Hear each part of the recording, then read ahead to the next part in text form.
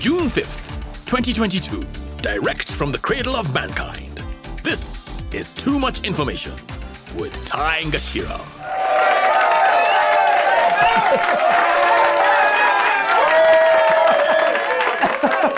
Hello and welcome to Too Much Information, the show where Africans, Muindis, Muzungus, and everyone in between get in on the same queue. Now, my name is Ngachira. On the show tonight, we talk the art of political posturing with Mammito, a girl toto, Eunice. And then DCI versus DPP with our gunfights correspondent, Eric Lu Savali. And on the TMI interview, writer, director, producer par excellence, Eugene Mbugua. I don't know about you guys. I don't even know if I care, but I'm feeling good. So, follow me. But also, follow us on our social media handles. Handles ndio hizo.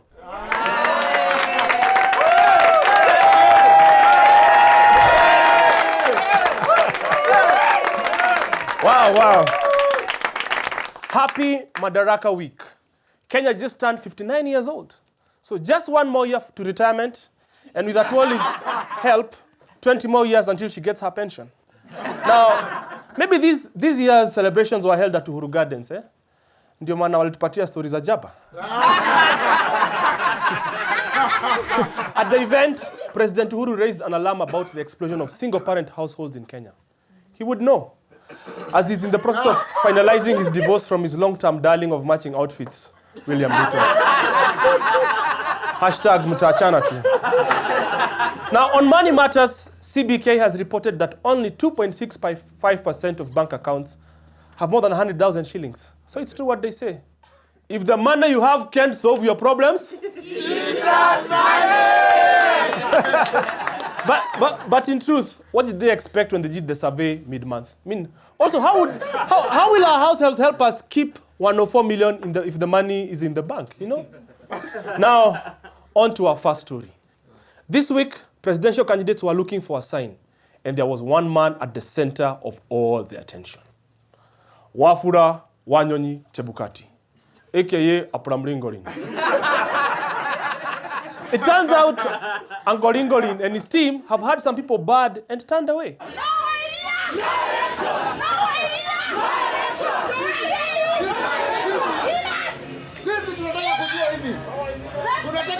election! No idea, no what? Sisi tunataka kusema hivi. With that accent, there are two places where Ria cannot get into. The IEBC and the Alchemist. It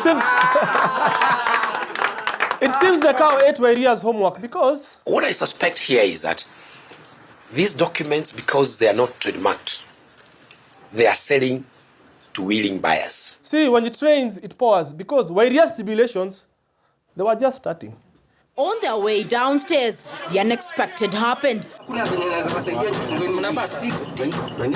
Wairi and part of his entourage got stuck in the lift. Okay, hold up.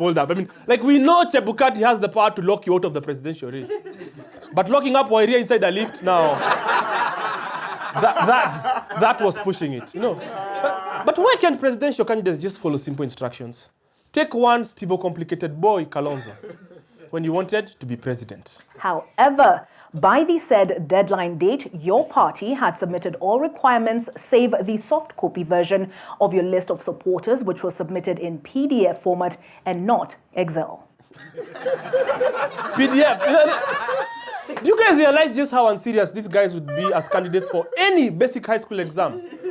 Let's say the question on the exam paper is, evaluate the following linear equation, read x plus y is equals to 2 negative 2 when x is equivalent to the Kenyan economy at negative 3. Use your graph book. Now, Stephen Kalonzo from Form 4P will be like, sorry, teacher, I wrote it on Word and I converted to P in the end. But at least now we know why Stephen fumbled his homework. I've decided to accept with humility and appreciation my nomination as the Chief Minister in the Azimio One Kenya coalition. Unafanya homework ya nini na kazi tayari uko nayo, you know? You should know people. If getting on Chebukati's list is the hard part, The easy part is getting on the poster. Although, wengine wakieka, wengine wanatoa.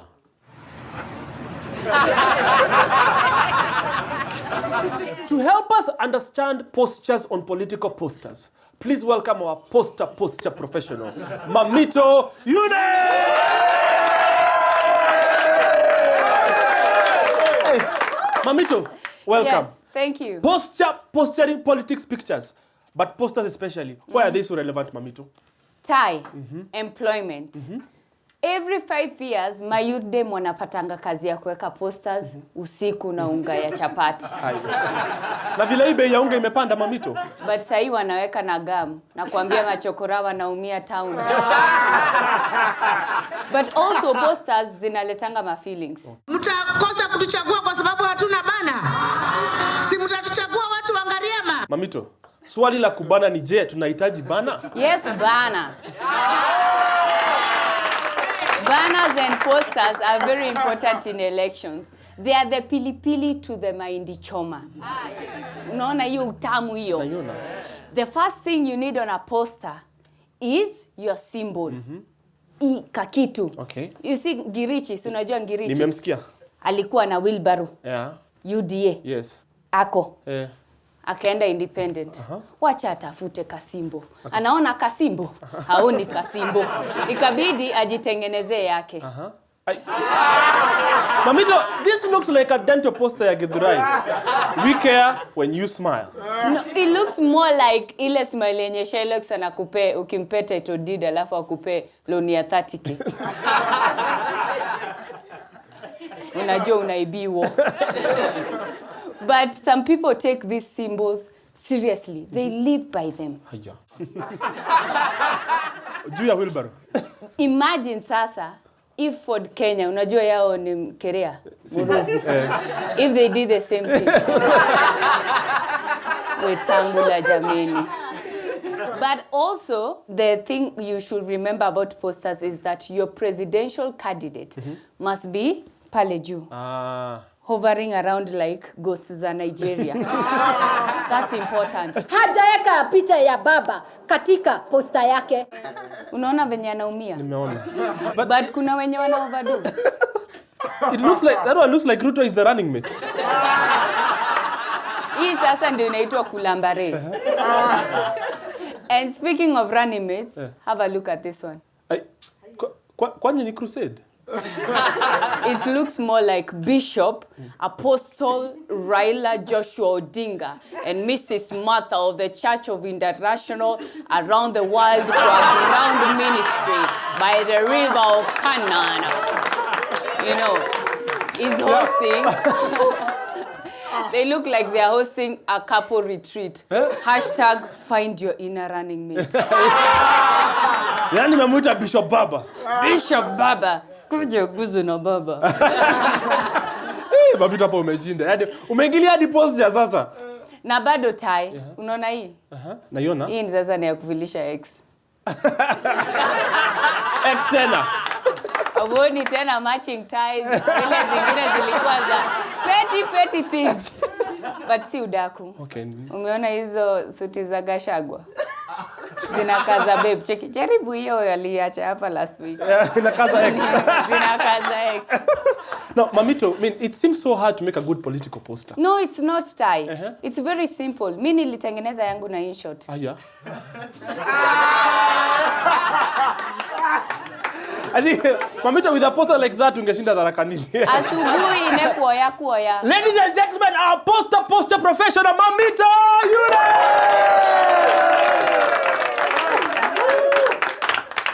Coming up, a roundup of strange stories from our continent, and then we try and sort out the beef between the DCI and the DPP.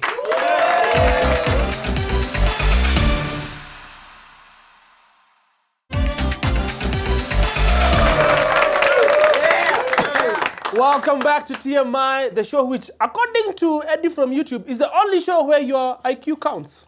Big up yourself, Eddie. Now, the African continent is a land of fortune and fame and fascinating stories. We explore these stories in our segment, Bless the Pains, Down in Africa. A Kitale man recently caused an uproar amongst Bukusu elders after demanding a refund of his bride price from his in-laws. I want nothing short of my black sweat. My black sweat means I want those cows I gave, plus any money I gave, which is in black and white. To be clear, that blood, sweat, and tears consisted of 3 cows, a bull, a goat, a hat, and a pair of gumboots. Then makovo, like the wrath of the ancestor seems to have come back to haunt him this week when Wilberforce Murunga was left stranded at JKIA after it turned out he had purchased a fake air ticket from a dubious travel agency. The lesson here is one way or the other, fare lazima ikulwe. Now, from fighting over dowry to the dowry fighting back, a ship in South Sudan has been sentenced to 3 years in prison after killing a woman, according to police reports. The ship was repentant, remorseful, and delicious. Now, from locking up to kicking out. Hundreds of demonstrators from the South African Economic Freedom Fighters Party marched Wednesday to the French embassy in Pretoria. Protesters demanded that France leave Africa. It looks like South Africa is diversifying their xenophobia, In fact, their xenophobia is more inclusive than some of our Nairobi nightclubs.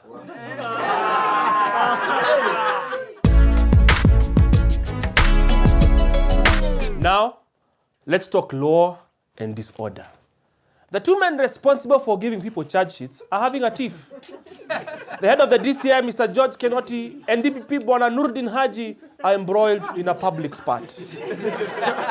Nurdin Haji, in responding to the escalating tiff between his office and that of the Director of Criminal Investigations, George Kinoti, directed his officers to drop the name and logo of his office from the charge sheets. Now, if there is one man who knows all about butcheries and beefs, it's our rap beef correspondent, Eric Lu Savali. Eric, what it do, yo? What it do, Ty? What it do, yo? Okay, yes, whatever he does, Eric, whatever he does. Eric, what exactly is happening? Yo, let me break it down for you like this, Ty. The head of the DCI gang, Bwana Kinoti, a.k.a. Noti Keynotes, is beefing with the head of the DPP gang, Bwana Haji, a.k.a. Young Haj. Huh? The beef started in 2019 when Young Haj put out a policy document, a.k.a. diss track titled Decisions to Charge 2019, which effectively automated the case management system, yo. Okay, honestly, now, what could be wrong with that? You don't see what's wrong with that, Ty? I don't. You don't see what's wrong with that? Ty, that reduces the work of the popos to just investigations. No laying of charges, no nothing. Next, they're going to make it so that they're just forwarding the cases to the prosecutor of prosecutions. Okay, for our viewers, I'm guessing Popo is police, yeah? You are. Now, is that a problem? Just letting the prosecutors do what they do. Prosecute. This is a recipe for disaster, yo. Okay. Kinoti has also ordered his officers not to take suspects' fingerprints as well. Unaona? Hata umekasirisha mkubwa, huh? If you have no fingerprints, you must acquit. Haya. So unasema Kinoti amekatch, lakini sio criminals. Ty, vile mi naona, this job of charging should only be left to the police. They have been trained adequately on law and order, and they have 32 teeth. Lawyers don't even have a height requirement. Wanaingia kazi tu watu wafupi. No. Lawyers are very important jobs. Yeah, right. After spending all their time at the bar. Basically, my point is, if you don't know what you're asking for disaster. Anarchy, chaos, confusion, a stalemate is brewing tomorrow when the people are coming to court. Corruption guys are now going to escape free. Ty, do you support corruption? No. Because that's what you are asking for, corruption, bro. No, I did not ask for corrupt guys to go free. But aren't they already going free already? Ty, the lesson here is you cannot break down a system that worked really well. In my opinion, the decision to charge was the document that can only be compared to Hit 'em Up by Tupac Shakur. Street side versus court side. It irredeemably broke down a good relationship. Eric, don't you think the DCI should just do what they're good at? Investigate. Sawa basi ndio hiyo. Investigations be done on somebody who has done forgery, that is the DPP, with a view of him recording statements and him being arrested and being charged for the offense of forgery. Boom! You claim to be a lawyer, but I'll ruin your life. Eric, so why hasn't he been arrested? Hapo ndio shida inakujia. The problem is that the charge sheet must be signed by the same director before the DCI can arrest. The guy should be arrested, has to sign. Okay, our beef correspondent, Eric Lu Savali, everyone! When we get back, we have a conversation with a businessman, a filmmaker, na Rastamiomoka, Eugene Mbugua.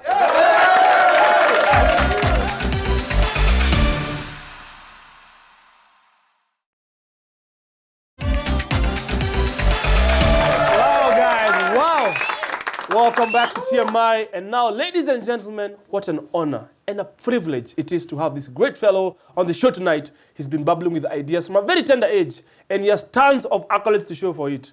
From boom swinger to Forbes and every scene in between, content creator extraordinaire, mentor to many, entrepreneur, and an unmistakable mover of Kenya's film and entertainment industries.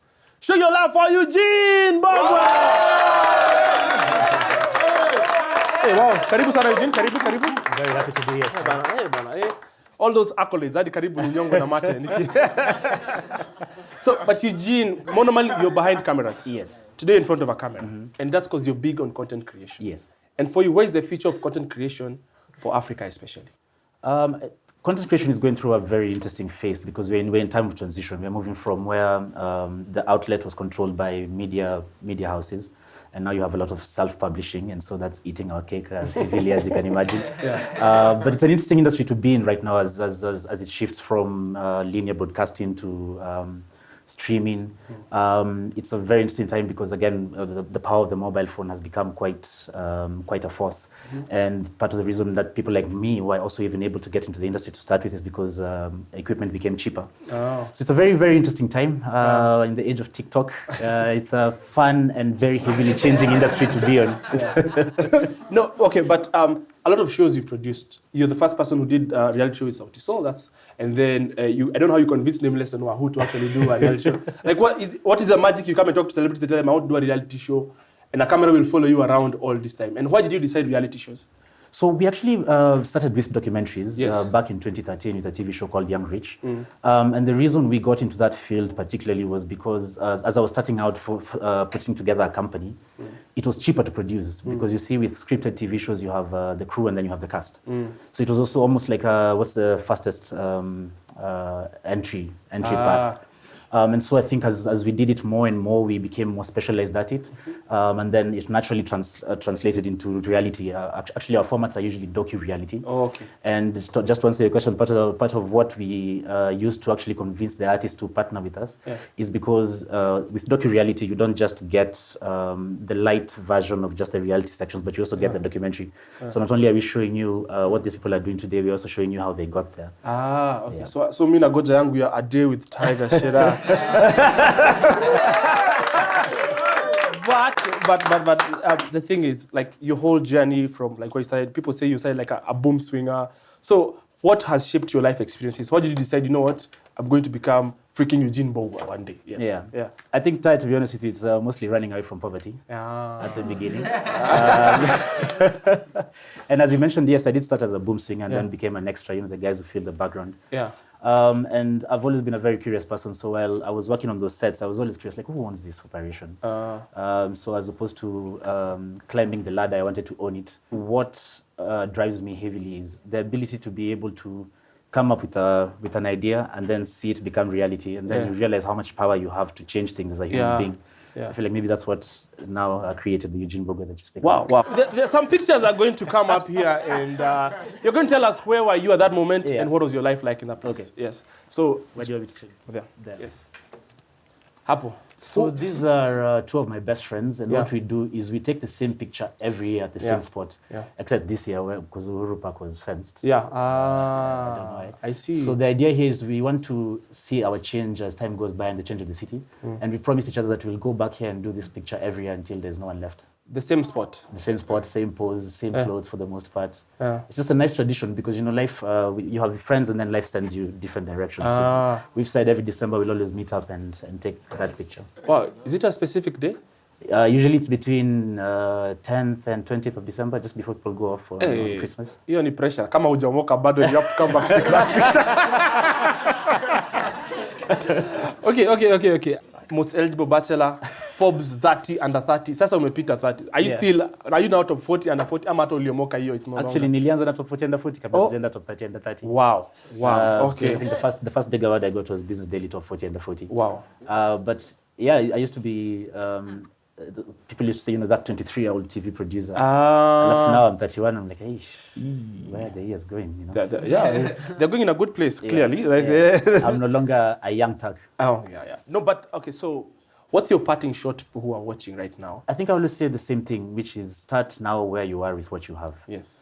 Because the world will never provide you a perfect situation to be able to follow what your dreams are. Yeah. That's also what I follow myself. Okay. Just get to the action, use what you have, chase your dream. Wow. So regardless of where you start. Yeah. Start where you are right now with what you have. I don't know, like people say I look like if Joho was broke. So I wonder, does he look at me and say, that would have been... But I'm going to start where I am with what I have today. Eugene Mbugua, everybody!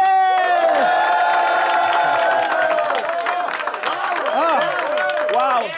That is it for this episode of Too Much Information. A big thank you for watching us. Let's borrow your eyeballs again next Sunday, 8:30 p.m. on NTV. And of course, anytime on our social media accounts. Now, to get you through the week, we'll prescribe a small dose of African wisdom. This one is from Langata. An old man can see quite far when seated, but a Subaru man, you guy, my guy, will always get there first. Now, have a good evening, people, and have a pleasant week ahead!